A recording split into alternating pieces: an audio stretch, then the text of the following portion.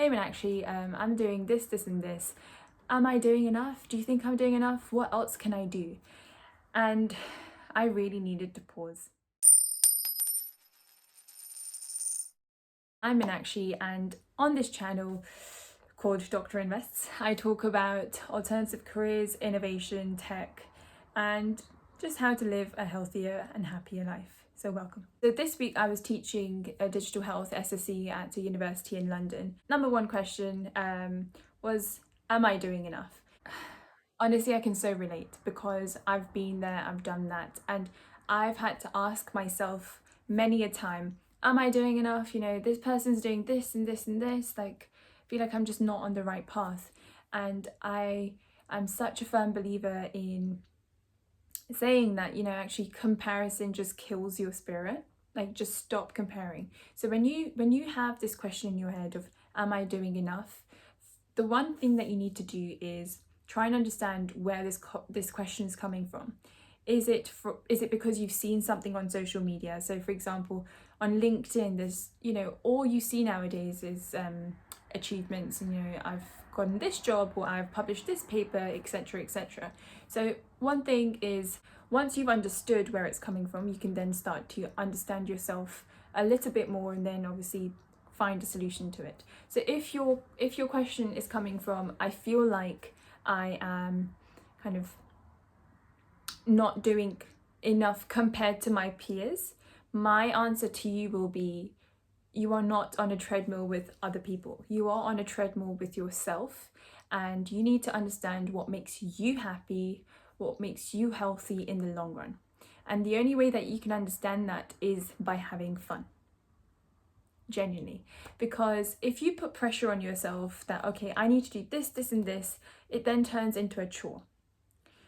Once it's a chore, you stop being creative with it. So for example, right now, you know, I'm recording this YouTube video on a Sunday evening when I could probably be resting. But the thing is, I'm having fun because I'm talking to an audience that hopefully I can help out by sharing my knowledge and somewhat wisdom. But if I told myself that, you know, I have to create YouTube videos every week for the next year, that's putting pressure on myself.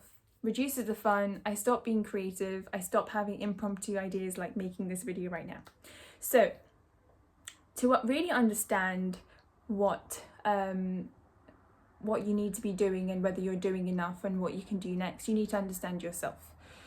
How can you understand yourself? Have fun. But secondly, get involved in lots of projects.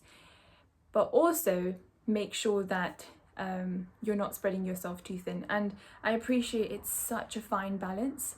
I've been burnt in that process. So I took on lots of different projects when I was in medical school, and it got to a point where I was probably not producing my best work, and I started getting stressed, and that's my body's way of telling me that, hey, you're not happy with it. But the thing is, I stopped listening to that, and then I kept on taking on lots of different things which actually didn't work out. So take on lots of different projects, but make sure you're giving it your all. When you give it your all, you learn new skills. You can then talk about it passionately.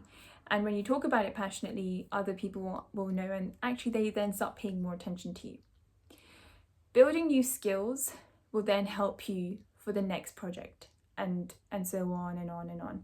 So that's how you can build yourself in medical school.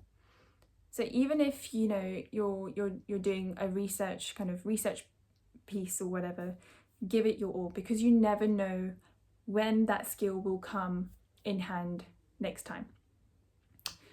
Anyway, I can waffle on and on, but there is one thing that I want to end this video on. So today I spoke at Imperial Doctorpreneurs conference, and I was talking about research and healthcare investing. But one of the speakers before me, he's got a highly successful startup, very experienced. And someone from the audience asked him, how can you not scrap an idea? Like how do you deal with like quitting an idea? How do you deal with that failure? Something along the lines of that. And what he then said, I absolutely loved. And if there is one thing that I want to leave you with this video on, is this. He basically said, till now, I have had multiple startups. and I've had to close many of them down because they just didn't work out. But with every single startup, I still learned a skill. It wasn't wasted. So if I did one startup and it failed, it just meant the next time I did it, I was just faster. And then the cycle continues. So whatever you put your time towards, even if it doesn't work out, it doesn't matter. You've still learned something. There's no such thing as a negative connotation towards failure. It's just a learning. You either learn or you win and you move on. But even then, learning is a win. So one thing that I will leave you with on this Sunday evening is that fail fast, learn, and move on. Do not waste your time on pondering, oh no, why did this happen? Why me, etc. Attach zero emotion to it. You can think about it later on, but the more energy you give the negativity, the less productive you will be. And going down that vicious cycle is never helpful. That's the kind of mindset that you need to have with anything.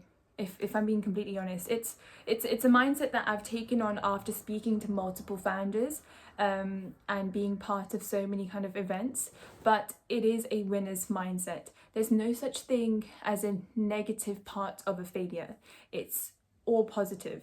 There's always a positive that comes out of it. And so I hope you fail fast and you move on and you have a wonderful week ahead. See you next time. Bye.